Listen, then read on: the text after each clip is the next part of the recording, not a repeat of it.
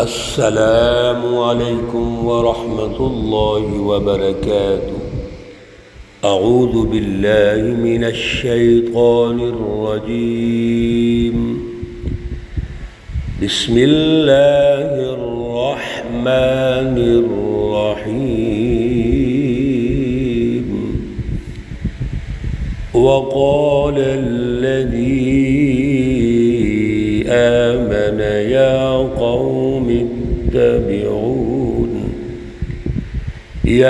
قوم اتبعون اهدکم سبیل الرشاد۔ صدق اللہ العلی العظیم۔ اللہم صل علی سیدنا ومولانا محمد النبی الأمی وعلى آلہ واصحابہ وبارک وسلم وصلی علیہ۔ معزز سامعین و سامعات، سورۃ المؤمن پارہ نمبر 24، آیات مقدسہ نمبر 38، 39 اور 40 ہیں۔ اللہ رب العزت ان آیات کا فہم اور شعور عطا فرمائیں اور عمل کی توفیق اور صلاحیت عطا فرمائیں۔ گزشتہ درس میں اللہ رب العزت نے فرعون کی احمقانہ سوچ، اس کی حرکتیں جو حضرت موسیٰ علیہ السلام اور سچی جماعت کے مقابلے میں وہ پیش کر رہا ہے، وہ ہماری رہنمائی کے لیے ارشاد فرمائیں۔ اور 3 باتیں بڑی اہم تھیں۔ ایک تو الذین یجادلون فی آیات اللہ بغیر سلطان اتاہم، یہ جو ظالم حکمران ہوتے ہیں جن کی سوچ متکبرانہ ہوتی ہے، احمقانہ ہوتی ہے، یہ بغیر کسی دلیل کے اللہ کی آیتوں کا انکار کرتے ہیں۔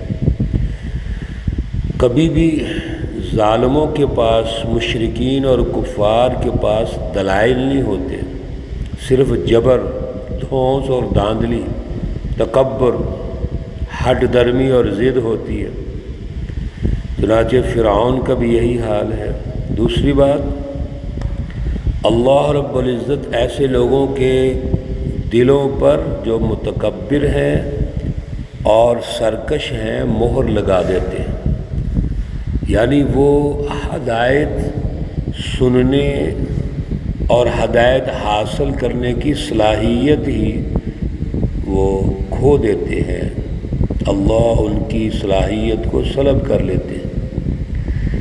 اور پھر سب سے بڑی بات، فرعون کی جو سوچ ہے، اس کا جو تجزیہ میرے عزیزو ہم کر رہے ہیں، یہ فرعونی خیالات اور سوچ جس دور میں بھی ہوگی وہ فرعون کے نمائندے ہوں گے، جیسے ابو جہل، ابو لہب اور یہ پوری اشرافیہ مکۃ المکرمہ کی رسول اللہ صلی اللہ علیہ وسلم کے مقابلے میں آئے، تو یہ فرعون کے نمائندے ہیں۔ اسی لیے پیارے رسول اکرم صلی اللہ علیہ وسلم نے فرمایا، فرعون هذه الامہ ابو جہل، اس قوم کا جو فرعون ہے وہ ابو جہل ہے۔ تو فرعون اپنے وزیر حامان سے کہتا ہے کہ ایک محل بناؤ، اونچی عمارت بناؤ جو آسمانوں کی طرف جائے، اور میں پھر وہاں جا کر موسیٰ کے معبود کو، جو موسیٰ جس حکمران کی بات کرتا ہے، رب کی بات کرتا ہے، میں وہاں جھانکوں گا، جھانک کے دیکھوں گا۔ آپ اندازہ کیجئے کتنی بڑی حماقت ہے۔ کوئی بھی ذی شعور شخص یہ تصور کر سکتا ہے؟ آخر فرعون انسان ہی ہے نا، لیکن اس کے دل پر جب مہر لگ گئی اور ظلم کی انتہا کر دی اس نے، تو تمام تر عقلی صلاحیتیں سلب ہو گئی۔ یہ جو راجل مؤمن ہے اس فرعون کی قوم میں سے ہے اور تقریر کر رہا ہے، مکالمہ اور گفتگو کر رہا ہے، تو یہ کہتا ہے وقال الذی آمن، آیت مقدسہ نمبر 38، اور کہا اس مومن شخص نے، ایماندار آدمی نے، یا قومی، اے میری قوم، اتبعونی، میری پیروی کرو، جو میں نے سچی رہنمائی موسیٰ علیہ السلام سے حاصل کی ہے، ان پر ایمان لایا ہوں، تو آپ بھی میری طرح ایمان لاؤ اور سچی رہنمائی کو حاصل کرنے کی کوشش کرو۔ اہدیکم سبیل الرشاد، میں تمہیں وہ راستہ بتاتا ہوں جو درست راستہ ہے، صراط مستقیم ہے۔ پیچھے فرعون نے کیا کہا تھا اس راجل مومن کو؟ ما اریکم الا ما ارا، تمہیں میری سمجھ کے مطابق چلنا چاہیے، میری فکر، میری فلسفی جو میں بتاتا ہوں تمہیں اس کے مطابق چلنا چاہیے۔ اور دوسرے نمبر پر وما اہدیکم الا سبیل الرشاد، اور جو میرا راستہ ہے وہ درست ہے۔ اسی کا جواب راجل مؤمن نے دیا ہے، اور قوم سے یہ کہہ رہے ہیں کہ فرعون کی سوچ، فکر اور فلسفی وہ درست نہیں ہے، لہذا اس کے پیچھے نہیں چلنا، میرے پیچھے چلو، یعنی سچی جماعت کا حصہ بن جاؤ اور صراط مستقیم اختیار کر لو۔ اور پھر آگے دلائل دے رہے ہیں راجل مومن، یا قومی، اے میری قوم، انما هذه الحیات الدنیا متاع، بے شک یہ جو دنیا کی زندگی ہے جس کو فرعون پیش کر رہا ہے اور عارضی زندگی پر وہ آج غالب ہے، یہ تو کچھ بھی نہیں، یہ تو متاع ہے، یعنی دنیا کا ہلکا پھلکا زندگی گزارنے کا ساز و سامان، جیسے کسی چیز کو ہم لے کے برت لیتے ہیں، استعمال کر لیتے ہیں اور استعمال کر کے پھینک دیتے ہیں یا ختم کر دیتے ہیں، اس کی تو صرف اتنی حیثیت ہے۔ متاع کا مطلب فائدہ، کہ فائدہ اٹھائیں اور ختم۔ یہ ہے دنیا کی زندگی جس کی بنیاد پر فرعون ظلم کر رہا ہے۔ اس نے باقاعدہ حکومتی اتحاد بنا کے پوری قوم کو غلام بنایا ہوا ہے، لیکن اس کے مقابلے میں دیکھیے وَإِنَّ الْآخِرَةَ هِيَ دَارُ الْقَرَارِ، اور بے شک جو آخرت کی زندگی ہے اصل میں وہ ہے مستقل گھر رہنے کے لیے، مستقل جگہ رہنے کے لیے۔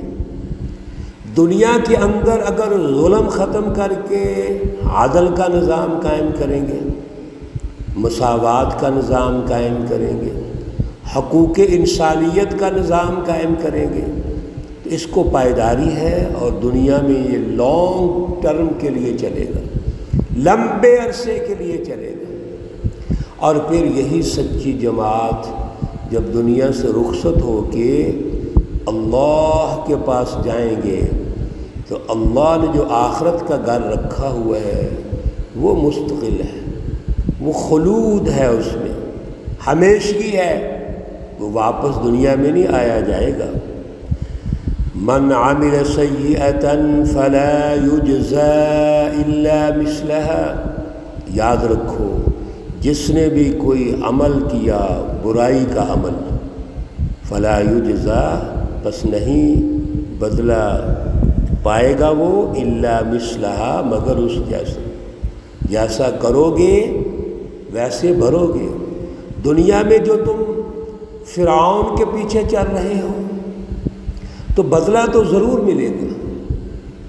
یہ دلائل دے کر راجل مومن قوم کو سمجھا رہے ہیں، لیکن اس کے بدلے میں، اس کے مقابلے میں وَمَنْ عَمِلَ صَالِحًا، اور جس نے اعلیٰ فلسفی اختیار کر کے اعلیٰ عمل و کردار ادا کیا، صالحاً نیک اور بھلائی کے کام، لیکن یہ نیک اور بھلائی کے کام اس اعلیٰ فکر اور فلسفہ کے مطابق ہوں گے۔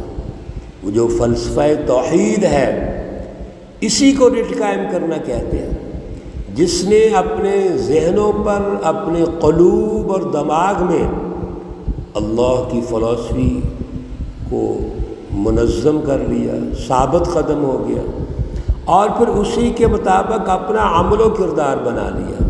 من ذکر او انثی، وہ خواہ مرد ہیں یا عورتیں ہیں۔ یہاں بھی یہ بات واضح ہو گئی، اللہ رب العزت نے رہنمائی دے دی کہ سچی جماعت میں مردوں نے بھی شامل ہونا ہے، عورتوں نے بھی شامل ہونا ہے، دونوں نے برابر اپنا کردار ادا کرنا ہے۔ بعض اوقات ہم یہ سمجھتے ہیں کہ جماعت کا جو حصہ ہے وہ صرف مرد ہیں، نہیں، عورتیں اور مرد دونوں سچی جماعت کا حصہ ہیں، دونوں نے کردار ادا کرنا ہے، اپنے اپنے دائروں میں رہتے ہوئے دین اسلام کو غالب کرنا ہے، فلسفہ توحید کو غالب کرنا ہے، اس کی رٹ کو قائم کرنا ہے۔ وَهُوَ مُؤْمِن، یہ جو مرد اور عورت اعلیٰ ایمان والے اور اعلیٰ عمل و کردار والے ہوں گے، فَأُولَئِكَ يَدْخُلُونَ الْجَنَّةَ، بس یہ وہ لوگ ہیں جو جنت میں داخل ہوں گے۔ ایک بات، دوسری، یرزقون فیہا، ان کو رزق دیا جائے گا اس میں بغیر حساب، بے شمار۔